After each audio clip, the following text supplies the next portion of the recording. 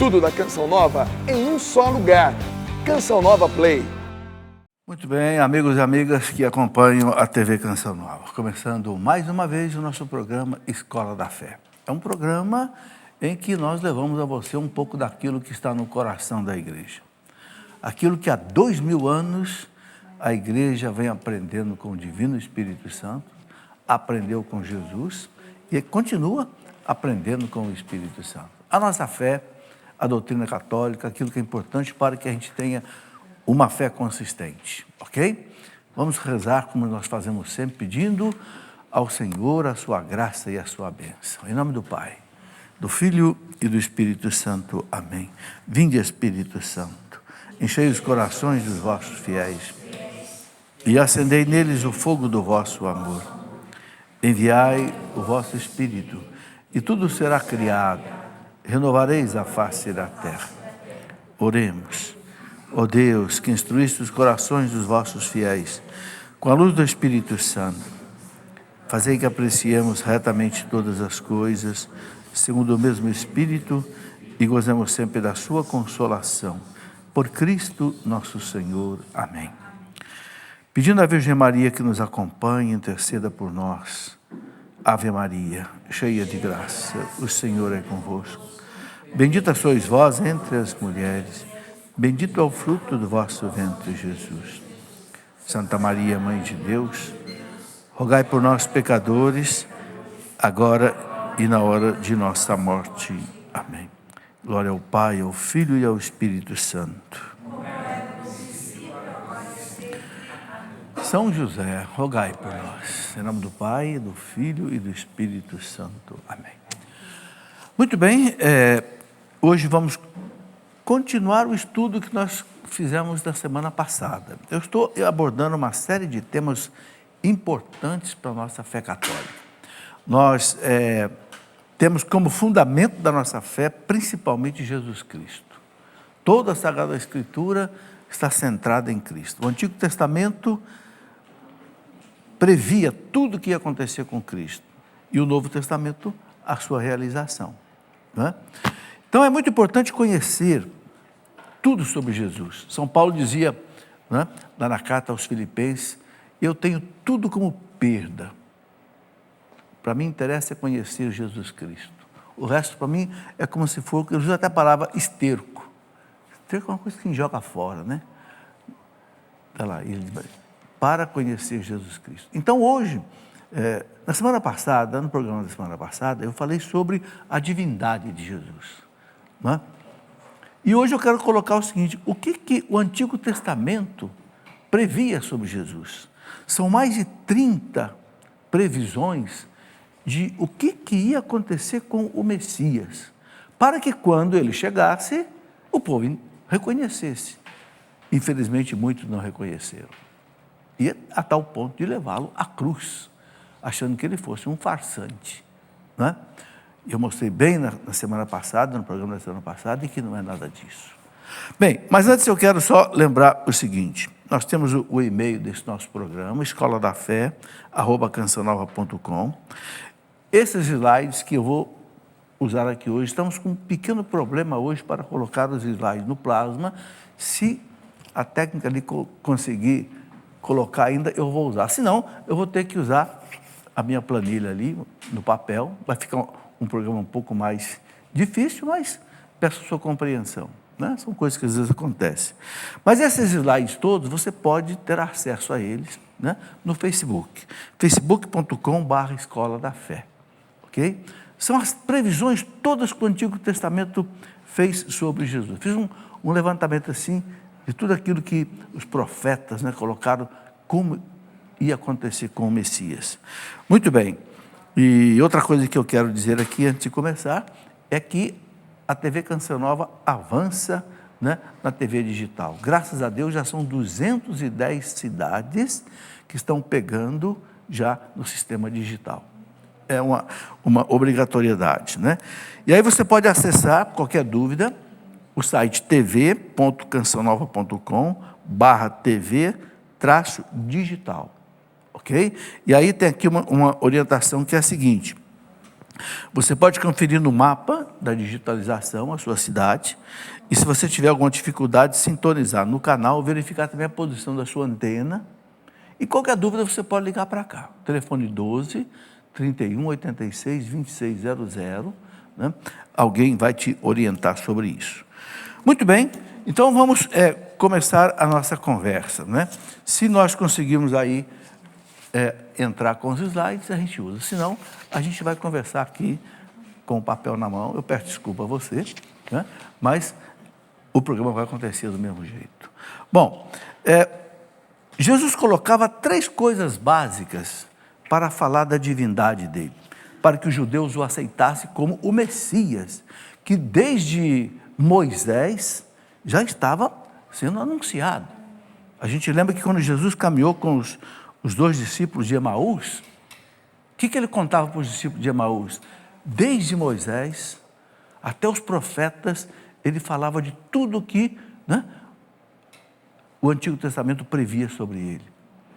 E depois, quando ele se manifestou, os discípulos diziam: nossa, não queimava o nosso coração quando ele falava para nós das Escrituras? Porque Jesus pegou desde lá de trás e foi mostrando tudo que...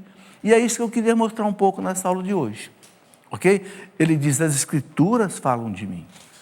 Então, era o primeiro testemunho que Jesus dava de que ele era o Messias, o Filho de Deus. Segundo, pelos milagres que ele fazia, claro, mostrava ali a divindade dele, né?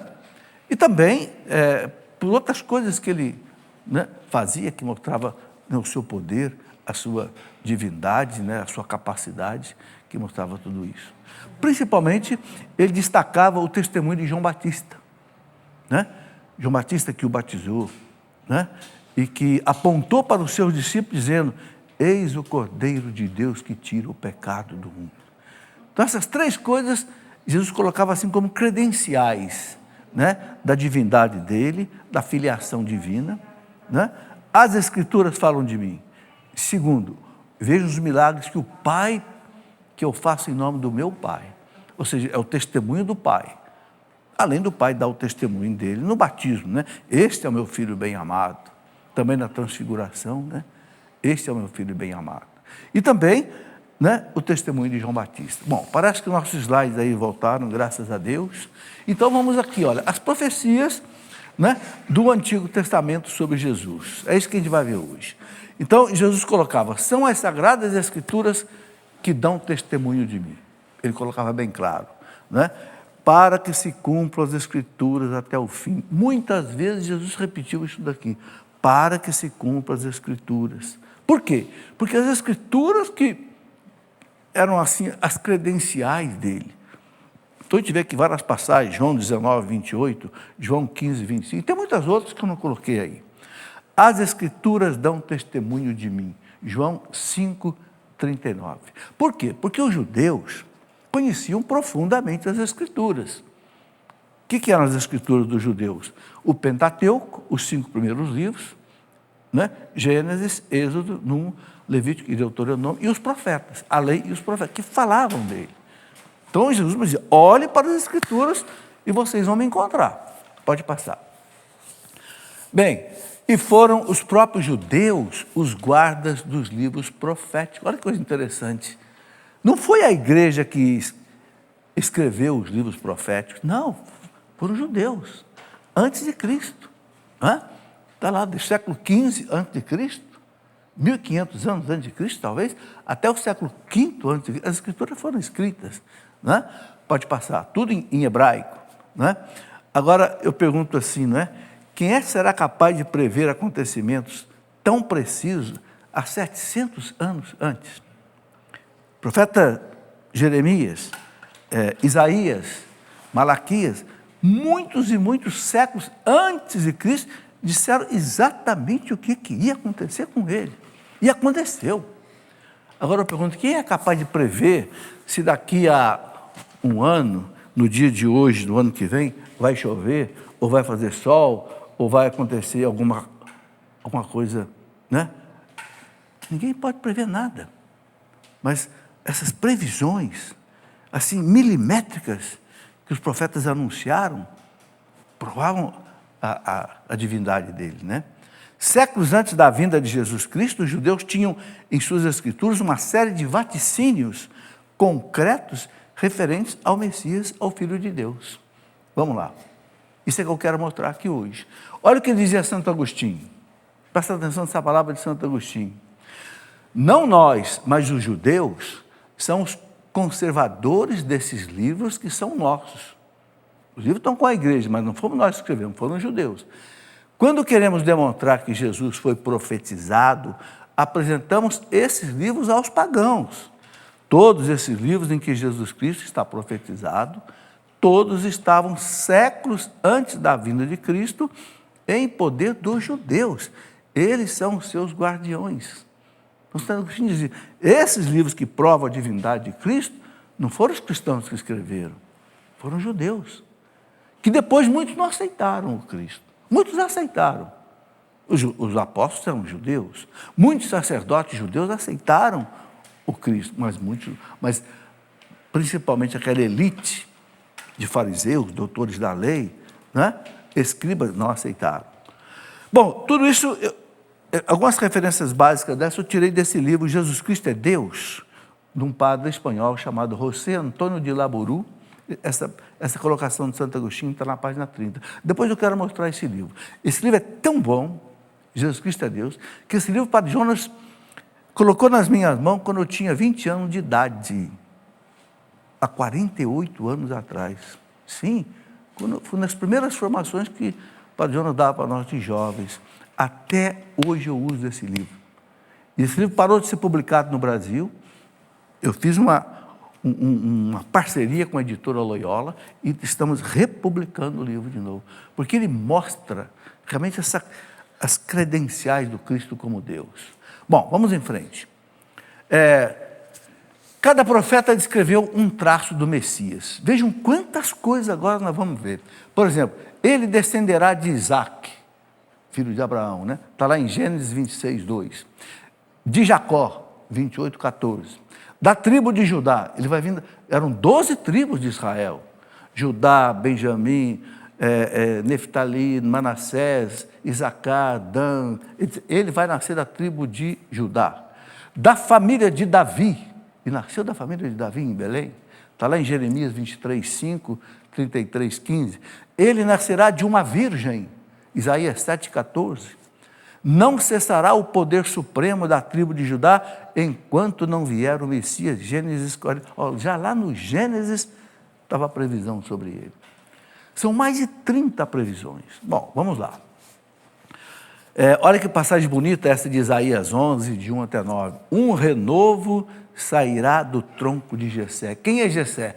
Pai de Davi. Ok? E um rebento brotará de suas raízes. Sobre ele repousará o Espírito do Senhor. Depois Jesus vai dizer, lá na sinagoga de Nazaré, né? Hoje se cumpriu essa escritura, né? O Espírito do Senhor está sobre ele, ele é enviado para evangelizar os pobres, etc, etc, etc. Tudo muito bem definido, né? Daniel profetizou que ao findar 70 semanas de anos, se daria a prevaricação do povo, ou seja, o povo seria levado para o exílio, né? Seguindo-se a morte do Messias. Daniel já previa como é que seria o Messias, a morte dele, lá em Daniel 9, de 24 até 27. Ok. O profeta Ageu, né, que já é um profeta que vem depois do exílio, quando o povo de Judá voltou do exílio da Babilônia, lá por volta do ano 530 a.C., o profeta Ageu profetizou que o Messias penetraria no templo de Jerusalém, e o Cristo entrou nesse templo. Reconstruído após a volta do exílio da Babilônia. Foi reconstruído, né, pelo sacerdote Esdras e pelo governador Neemias. Malaquias confirmou a predição, dizendo que o Messias viria para o segundo templo, que é esse templo que foi reconstruído, e após sua vinda permaneceria para sempre destruído. O templo foi destruído 70 anos depois de Cristo, né, pelos romanos. Malaquias confirmou, olha que previsão maravilhosa, confirmou a previsão de Ageu e anunciou que o nascimento do Messias seria em Belém. Malaquias 5:1. Isso aqui foi profetizado 500 anos antes de Cristo. Ele vai nascer em Belém. E Jesus não era de Belém, Jesus não morava em Nazaré. Mas quando Maria estava grávida, na hora de dar à luz, foi obrigada a ir a Belém, por quê? Porque tinha que fazer o recenseamento do imperador romano. Exatamente em Belém nasce o menino, que era a cidade do rei Davi. Quer dizer, as profecias se cumpriram na íntegra, né? Sabe, isso é importante, gente, porque isso mostra que a nossa fé não é um chute, nossa fé não é uma axiologia, nossa fé tem credenciais, nosso Deus tem credenciais. O grande problema das pessoas é que vai acreditando em qualquer coisa, sem pedir as credenciais. Não, peraí, não pode chegar alguém na sua casa e dizer assim, eu sou Polícia Federal, eu vim aqui, peraí, cadê o seu documento? Cadê a sua identidade de polícia? Cadê o seu brasão da polícia? Mostra as suas credenciais, depois eu deixo entrar. Entenderam? Porque tem muito farsante nesse mundo, né? Que vai enganando as pessoas e as pessoas não se preparam. Pode passar? Olha que coisa bonita. Isaías profetizou 700 anos antes de Cristo. Isaías profetizou que o Messias pregaria especialmente na Galileia. Não é o que aconteceu? A primeira etapa de Jesus foi na Galileia. Depois a segunda etapa foi quando ele caminhava para Jerusalém. E a terceira etapa foi em Jerusalém, onde ele morreu. Ali na Galileia, ele escolheu os 12 apóstolos. Ali na Galileia, ele teve a transfiguração no Monte Tabor. Ali na cidade de Naim, ele ressuscitou aquele jovem. Ali na Galileia, ele transfigurou no Monte Tabor, que é na Galileia. Ali na Galileia, ele fez o milagre das bodas de Caná, que Caná é tudo na Galileia. O profeta anunciou, ele vai pregar em primeira Galileia. Zacarias predisse que a venda do Messias seria por 30 moedas. Exatamente, Judas vendeu ele por 30 moedas. E que o traidor as lançaria no templo. Não foi o que Judas fez? Jogou no templo e depois foi se matar. E com ela se compraria uma olaria. O que era essa olaria aqui? Comprou aquele lugar onde os judeus queimavam o lixo, que eles chamavam de Geena, né? E também era um local assim que os judeus desprezavam. Exatamente tudo isso aconteceu. Previsto aqui, em Zacarias 11:12. É impressionante essas credenciais. Vamos lá. Os salmos também falam muito do Messias. E a igreja soube interpretar, nesses 150 salmos, aqueles salmos que falavam do Messias. Por exemplo, os salmos anunciaram que o Messias seria despojado de sua túnica, dividida por sorteio entre os soldados. Salmo 21:19. Seria morto com as mãos e pés transpassados por cravos. Salmo 21:17. Que no suplício da cruz sofreria sede, a língua colada ao paladar. Salmo 21. Todo Salmo 21 mostra isso. E lhe dariam vinagre para beber. Salmo 68:22. E todos zombariam dele na cruz. Né? Eles não disseram lá, esperou no Senhor, livre-o, salve-o, se é que o ama. Né? Salmo 21:7. É uma outra previsão assim, exata. Vamos lá. Zacarias, que também é 500 anos antes de Cristo, mais ou menos, é um profeta depois do exílio, completa anunciando que permaneceriam a olhar o cadáver aqueles mesmos que o haviam transpassado com sua lança. Está lá, Zacarias 12:10. Quer dizer, a previsão de que ele seria transpassado com uma lança. Foi a última coisa que um soldado fez, o longuinhos, né? Que longuinho vem da palavra longos, que em latim quer dizer lança. E que, segundo a tradição da igreja, se converteu. E dentro da Basílica do Vaticano tem uma imagem de mais de 5 metros, bem em frente ao altar mor da Basílica de São Longuinho. Né? Daí o profeta já tinha anunciado isso.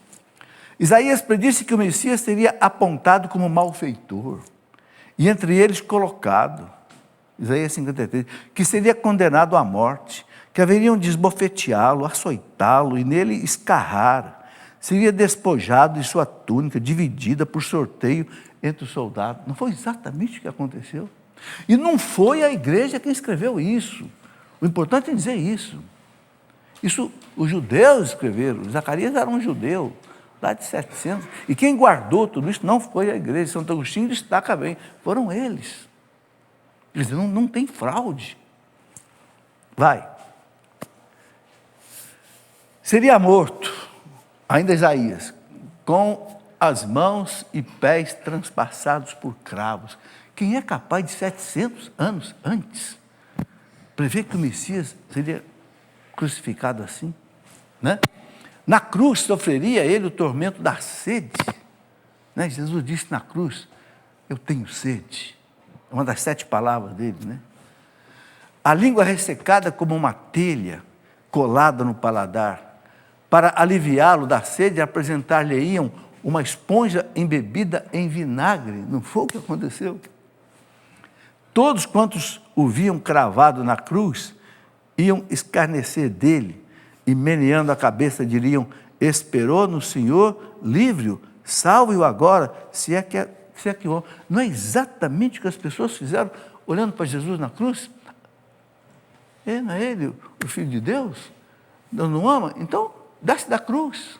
Você não é o Messias? Não é ele? Impressionante, né? Vamos lá. As citações sobre a paixão de Jesus são extremamente detalhadas. Basta ver o profeta Isaías, né? Aqui os Salmos, né? O Messias seria traído por um amigo. Salmo 40, Salmo 55, e o cumprimento da profecia está em Mateus 10, 4 e João 13, 21. Um amigo o traiu, né? O que o Salmo dizia?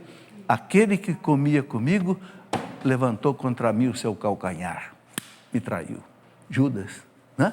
Exatamente. E aqui eu vou colocar a citação e vou colocar a realização da citação. Vai acompanhando aí, pode passar. Por exemplo, seria vendido por 30 moedas de prata.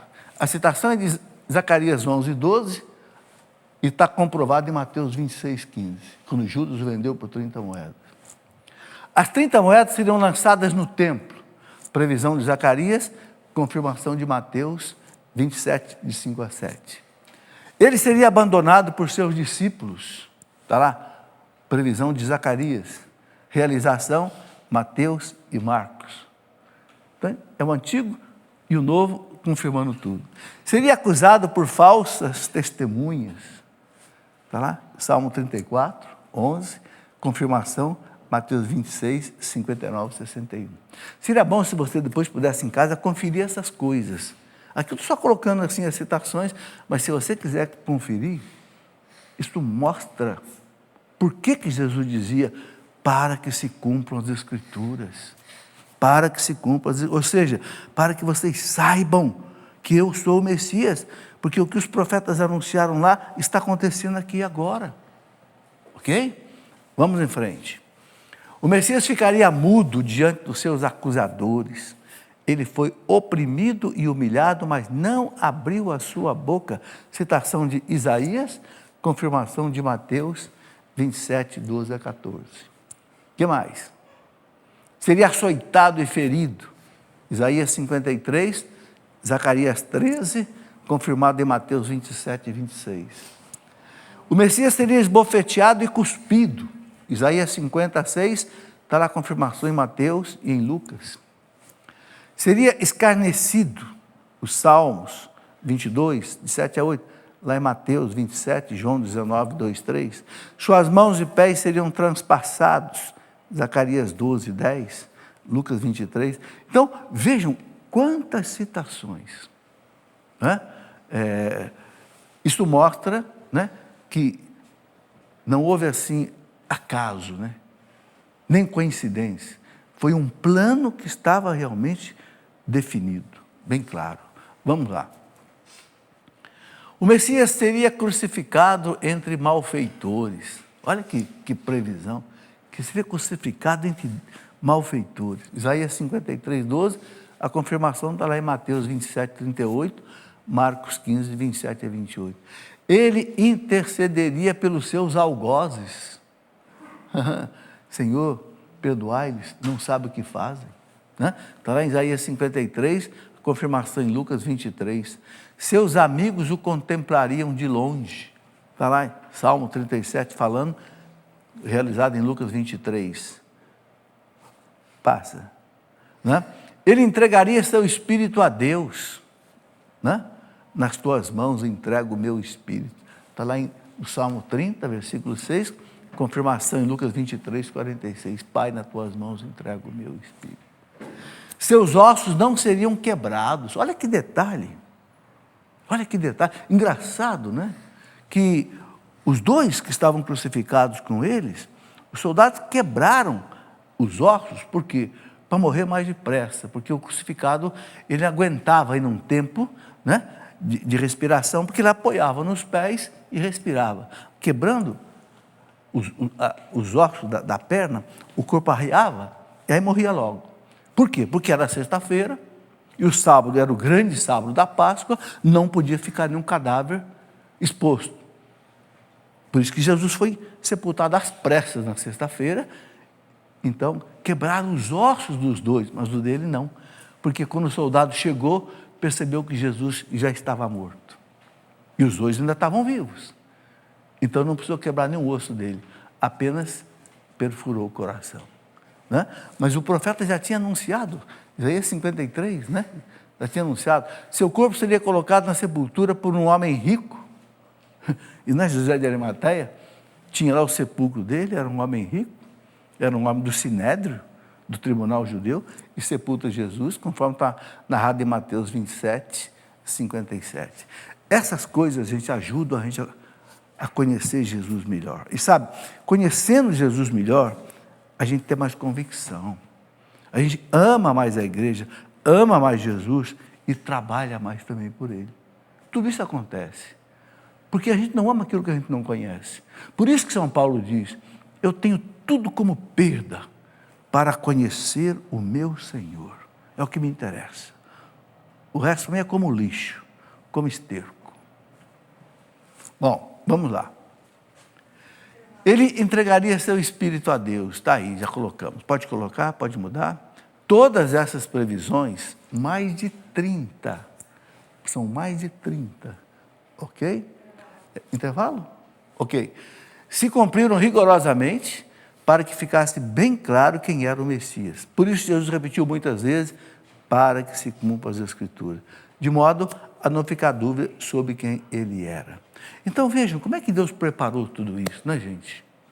Se Jesus chegasse aqui, não houvesse essa preparação, haveria muita dúvida. Será que ele é o Messias mesmo? Com tudo isso já houve dúvida. Com tudo isso, muitos judeus não o aceitaram.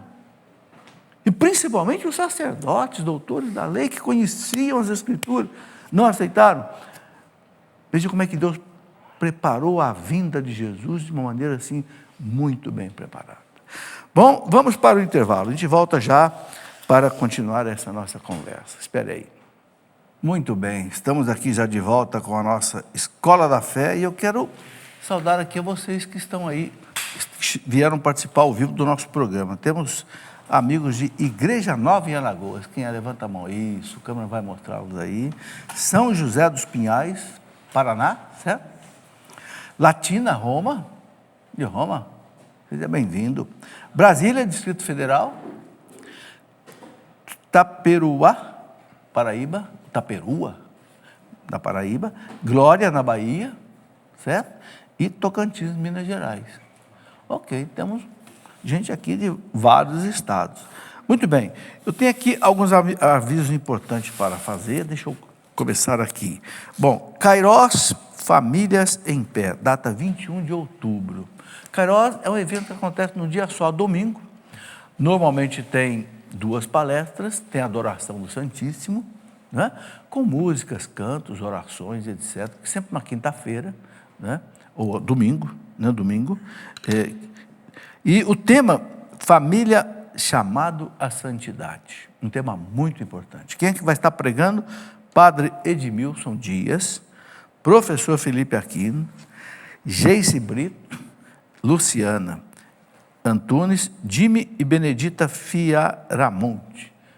É um casal consagrado da Canção Nova. Bem, durante o evento haverá atendimento de oração e aconselhamento para as famílias, para os casais e para os jovens.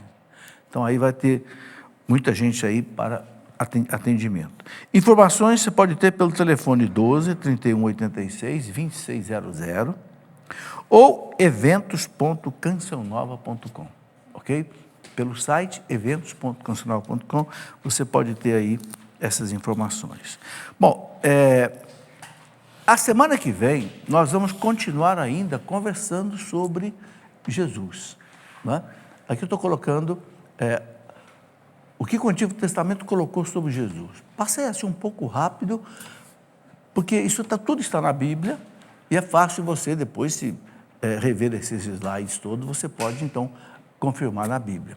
E aqui eu quero colocar que você pode verificar isso, né, no facebook.com/Escola da Fé. Você entra em facebook.com/Escola da Fé, você pode verificar todos esses slides, ok? E tem mais, você pode assistir qualquer programa Escola da Fé que já passou, você pode assistir no youtube.play Canção Nova, ok? E não só Escola da Fé, mas por esse canal digital, você pode ter acesso a todo o conteúdo da TV Canção Nova de maneira gratuita. Então, veja, toda a programação da Canção Nova, Escola da Fé e os outros programas todos, você pode assistir gratuitamente o que já passou, né? Anota aí, importante, youtube.play Canção Nova, tá? Gratuitamente, não é um aplicativo que você tem que baixar, nem nada. Você pode assistir tudo isso aí livremente. Bom, eu gostaria de colocar aqui, mostrar aqui 3 livros que são fundamentais nesse estudo que nós estamos fazendo. Na semana que vem, eu vou continuar. Eu vou começar na semana que vem alguns programas sobre os mistérios da vida de Jesus. Que mistérios esses? A infância, né? Até os 30 anos. Depois, aí os mistérios da vida da infância e da vida oculta dele. Depois, os mistérios da vida pública, né? Todo o trabalho que Jesus fez de evangelização. Depois, os mistérios da paixão e da glorificação dele. Ok? Então, são para nós entendermos profundamente essa caminhada de Jesus, e que tem repercussão para a igreja, tem repercussão para nós. Ok? Bom, este livro, Jesus Cristo é Deus, é o que eu falei do padre Laburu. Esse livro é o seguinte: esse padre espanhol, jesuíta, ele fez 5 conferências numa universidade espanhola para provar a divindade de Jesus. E ele prova através de 5 caminhos. Primeiro, ele coloca o seguinte, né? Jesus Cristo na profecia. Isso que eu mostrei aí. Ok? Os profetas que anunciavam Jesus. Depois ele coloca Jesus na história. História de 2000 anos da igreja. Depois Jesus Cristo diante da ciência. Ok? Principalmente a ciência racionalista, que quis destruir os evangelhos e acabaram provando exatamente o contrário, que os evangelhos são autênticos. Depois Jesus Cristo na sua obra, que é a igreja, e Jesus Cristo nos seus milagres, nas suas ações. Com essas 5 conferências, esse livro foi chamado Máquina de Fazer Católicos. Por quê? Porque mostra as credenciais do Cristo. Entende? Não é apresenta um Cristo assim, de qualquer jeito. Não. Na ciência, na história, na igreja, nos milagres. E é isso que eu quero colocar um pouco aqui na Escola da Fé. Ok? E aí é um livrinho que vale a pena. Olha, você lê numa noite esse livro, mas é de uma riqueza. Bom, não é à toa que o Padre Jonas, quando nós éramos jovens, o Padre Jonas usava isso aí para a nossa formação. Tá aí. Um outro livro, que é assim, muito consistente sobre Jesus, A Paixão de Cristo segundo o Cirurgião. Ok? Esse livro foi escrito por um cirurgião francês chamado Pierre Barbet, que durante 25 anos estudou a paixão de Cristo, em laboratório. Ele fez até crucificação de cadáveres, devidamente autorizado, para ele estudar. Tem até foto aqui, olha. Deixa eu para mostrar aqui, dar um close aqui. Cadáveres que ele crucificou para sentir como é que Jesus morreu naquela cruz. E uma das coisas que ele descobriu, que Cristo não foi crucificado com o cravo no meio da mão, mas foi no pulso. Por quê? Quando crucificava o cadáver aqui, rasgava o peso. Então, entende? E é interessante que no Santo Sudário, que ele baseou também a reflexão dele, a marca do cravo aparece no pulso. É interessante isso. E a ciência comprova, né? E aqui ele coloca, depois de uma série de outras colocações, por exemplo, quero mostrar uma aqui que é muito interessante, como é que os cravos atravessaram aí os pés, atravessaram as mãos. E o que é mais bonito nesse livro não é a parte científica, é a parte espiritual. Porque esse homem, Pierre Barbet, depois que ele fez todo esse estudo, ele dizia o seguinte, que ele fala aqui, que ele não conseguia mais fazer a via sacra. Quando ele fazia a via sacra, ele chegando no meio da via sacra, ele ia sentindo com tanta profundidade o sofrimento de Cristo, que ele chegava a desmaiar. Ele tinha que parar. Ele não conseguia chegar até o fim da via sacra. Veja que coisa impressionante. Um médico, né? Um cirurgião, acostumado a ver sangue, acostumado a ver cadáver. Né? Bom, um outro livro que também muito importante, Flores e Plantas do Santo Sudário. O que é esse livro aqui? Esse livro foi escrito por um judeu, um cientista judeu, um pesquisador, né? Doutor em botânica, que ele descobriu que no Santo Sudário de Cristo tem uma série de flores que ficaram marcadas ali no Sudário de Cristo, e que são flores que só dão na Palestina, em Jerusalém, e só na época da Páscoa, em que o Cristo foi crucificado. Está aqui a foto desse pesquisador, o nome dele é Avinoam Danim. Esse livro foi escrito em Jerusalém. Eu conheci esse livro em espanhol, fiz contato com ele, né? E adquirimos os direitos autorais para publicar, e ele não é católico. Eu perguntei, o senhor é católico? Ele disse, não sou católico e nem quero ser, sou judeu. Mas o sudário é desse homem chamado Jesus Cristo, que para eles não é Deus, mas é desse homem chamado Jesus Cristo. E aqui ele mostra as flores que ele identificou, né? As regiões da Palestina e as flores que ele identificou no sudário. É um livro escrito por um cientista, um pesquisador judeu, né? Eu quero mostrar aqui, rapidamente, uma coisa muito interessante. Vou até levantar, porque quero que o câmera dê um close aqui. Ele mostra o seguinte, uma coisa interessante. Quando um judeu morre ensanguentado, ele conta aqui, eles não tiram o sangue, porque o sangue para eles é alguma coisa sagrada. Então eles cobrem o sangue com flores. E ele identificou isso no sudário de Cristo. E coloca aqui a foto, eu quero mostrar aqui a foto que ele apresenta sobre isso. Né? É um livro sobre o sudário, mas que tem uma evidência científica muito grande. Esse homem tem livros e livros publicados, né? Aqui. São duas fotografias que mostram com muita claridade. Aqui, a gente vê uma foto do Cristo, não é? Onde ele marcou aqui as flores que ele encontrou que ficaram marcadas no sudário. Que flores eram essas? Aí a outra foto mostra que flores eram estas. Aqui estão as flores. Né? E aqui está o rosto de Cristo, não sei se está dando para ver. Então, onde todo esse rosto de Cristo ficou ensanguentado pela coroação de espinhos, que ele identificou 71 furos na cabeça de Cristo. Claro, a cabeça ficou toda ensanguentada. E aqui ele mostra que tipo de flores estavam ali. Nós conhecemos essa flor aqui, né? Essas margaredinhas, ok? Interessante, gente, um homem que é um pesquisador judeu da Universidade Hebraica de Jerusalém, testemunha. O que eu achei relevante desse livro é que todo livro que você lê sobre o sudário foi escrito por um católico, agora aqui não. Um livro que atesta que o sudário realmente é de Cristo, é do tempo de Cristo, mas escrito por um judeu e enche de comprovações aqui, com fotografias e mais fotografias, né? Mostrando a evidência de tudo isso. Sabe, essas coisas é que nós temos que conhecer. Porque hoje, sabe, uma coisa que eu falo muito para os jovens, hoje,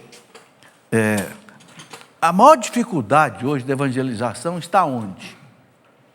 No meio universitário. Eu digo isso porque eu fui professor universitário 40 anos. Ok? onde há maior resistência para o cristianismo realmente penetrar é nas universidades. Então, qual é a estratégia que nós temos que ter para uma evangelização do meio acadêmico, do meio cultural? O Papa João Paulo II, o Papa Benedito XVI falaram muito disso, né? Levar o evangelho para a cultura, para as pessoas de cultura, para as pessoas de intelecto. Então, nós temos que levar essas coisas. Não adianta eu chegar lá e só dizer que Cristo é Deus, porque está escrito na Bíblia, porque o padre falou, porque... Não, nós temos que mostrar as credenciais, as provas, entende?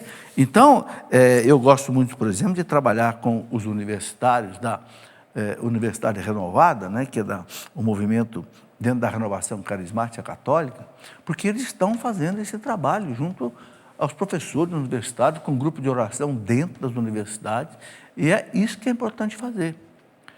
Por quê, gente? Porque uma coisa que tem que ficar bem entendido por nós é o seguinte: quem molda a cultura da sociedade é a universidade. Por que a igreja fundou as universidades?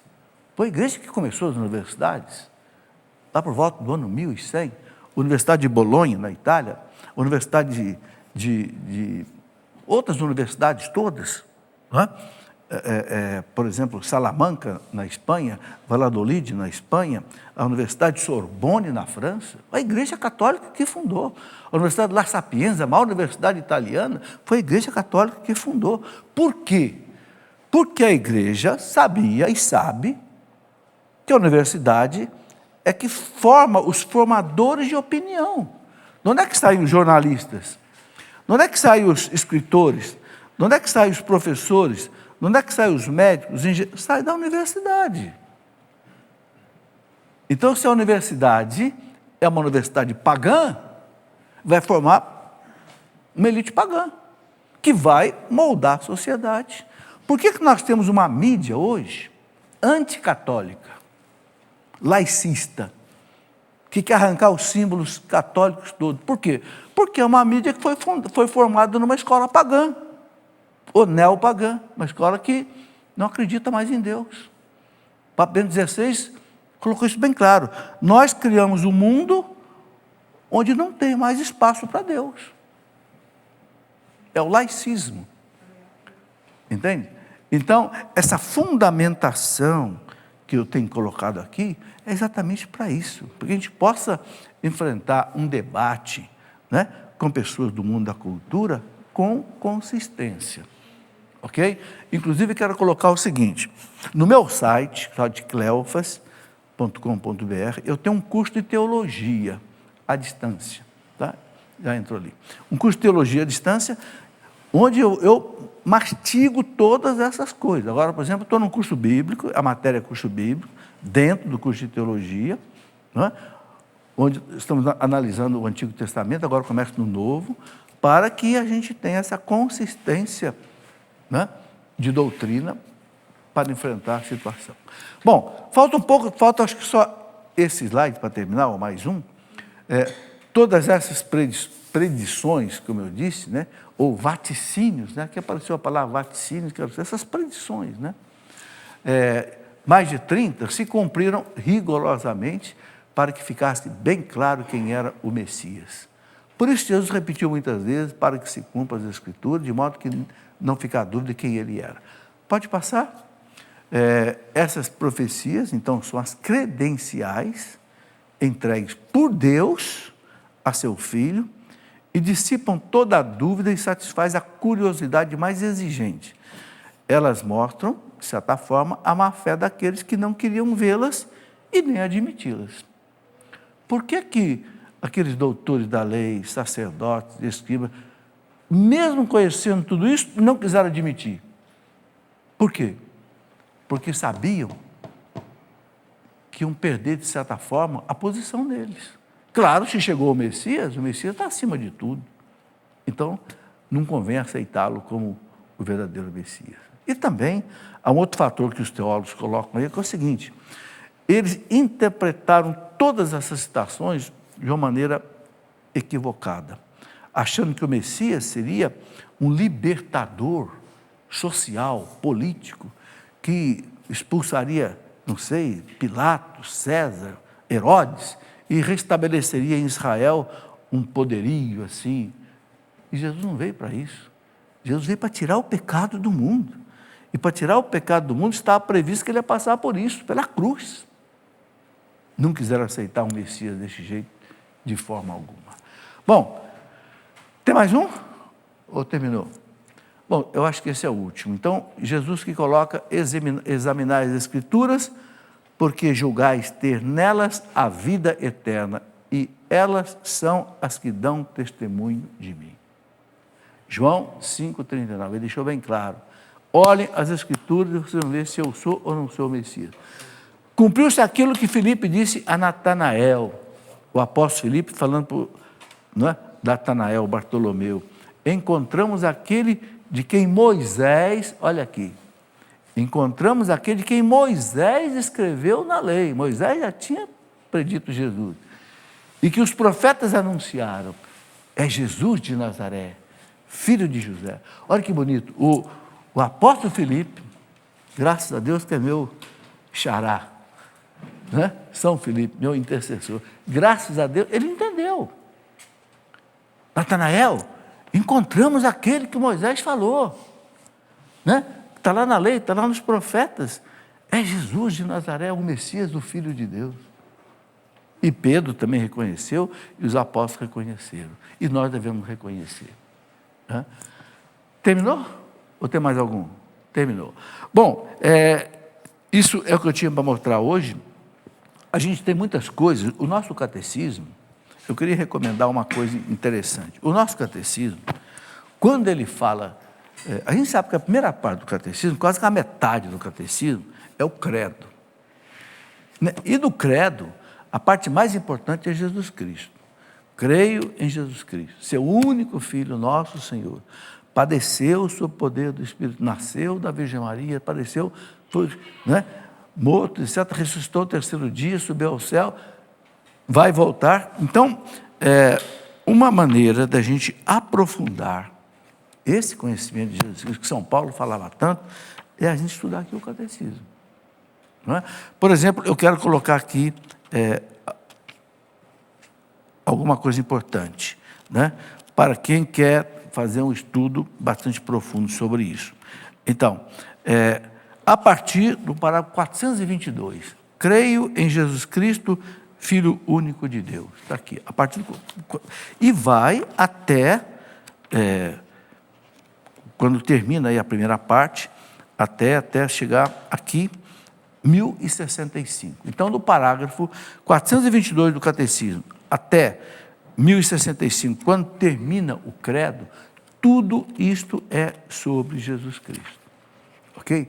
É a doutrina que a igreja aprendeu durante 2000 anos, primeiro com o próprio Cristo, através dos apóstolos, que chegou até a igreja. Né? Então, aí a gente tem essa consistência toda. Dessas colocações todas aqui, né?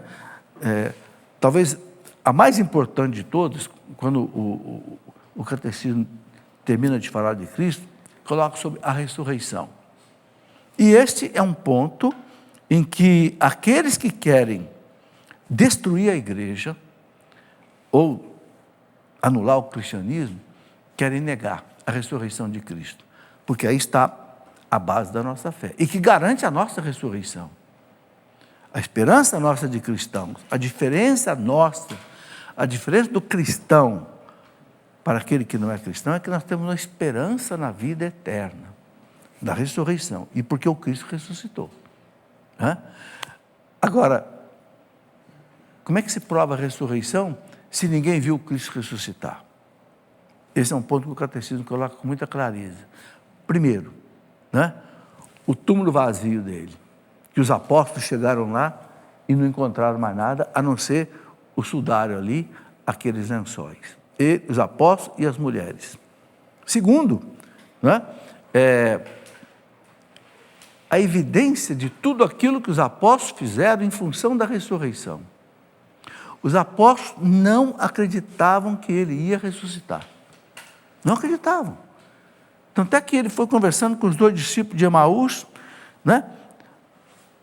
Até lá em Emaús, e falando, e os apóstolos, o que os 2 discípulos diziam para Jesus? Eram discípulos, conheciam ele. Disseram para Jesus, olha, Jesus disse, o que vocês estão conversando pelo caminho? Eles disseram para Jesus, será que o senhor é o único forasteiro por aqui, que não sabe o que aconteceu em Jerusalém? Jesus de Nazaré, que nós esperávamos que fosse, né, restabelecer o reino de Israel, mas olha, já tem 3 dias que ele morreu, acabou tudo. Bem, se bem que algumas mulheres disseram que viram ele ressuscitado, mas conversa de mulher. Quer dizer, não acreditavam. Tomé, quando os apóstolos disseram, nós vimos o Senhor, Tomé não estava na primeira aparição, né? No domingo da ressurreição. Tomé teve que botar a mão nas feridas dele para acreditar. Quer dizer, os apóstolos não acreditavam na ressurreição. Por isso que eles não puderam fraudar a ressurreição. Como é que eles vão inventar que o Cristo ressuscitou? Vocês não acreditavam na ressurreição. É interessante isso. E depois, toda a força propulsora da evangelização deles, que foi em cima do quê? A ressurreição. Você pega os Atos dos Apóstolos, começa a ler os Atos dos Apóstolos, tudo. Né? Pedro, no dia de Pentecostes, Atos 2, vocês mataram o autor da vida, mas ele ressuscitou. Né? Aí todos os Atos dos Apóstolos em cima da ressurreição. E por fim, a igreja, a grande obra de Cristo, 2000 anos está aí, provando que aquilo que ele falou acontece. As portas do inferno nunca prevaleceriam contra ela. Né? Então, isso tudo mostra, né, a consistência da nossa fé. Bom, chegamos ao fim do programa hoje, né? Eu agradeço a vocês que vieram participar ao vivo, vocês de casa, e eu gosto sempre de pedir ao sacerdote já que nos dê a bênção. Porque uma coisa que o Cristo fazia sempre era isso, ele mandava os apóstolos, preguem o Evangelho, anunciem o reino de Deus e curem os doentes. Né? Então, depois que os apóstolos, ele mandava curar os doentes. Então, eu gosto de pedir essa bênção no final. Porque ficamos 1 hora aqui conversando sobre Jesus. Agora, vamos pedir que ele cure também as pessoas que precisam. Que dê a sua graça, a sua bênção. Então, você que está em casa, coloca a sua intenção agora. Porque essa bênção sacerdotal, diaconal, pode ser dada à distância. Porque é sacramental, não é sacramento. Ok? E vocês também. A nossa proteção está no nome do Senhor. Abençoe-nos o Deus Todo-Poderoso pela intercessão de Nossa Senhora Aparecida, Rainha e Padroeira do Brasil. Em nome do Pai, e do Filho, e do Espírito Santo. Amém. Sejam bem-vindos e vão em paz, que Deus os acompanhe. Muito obrigado.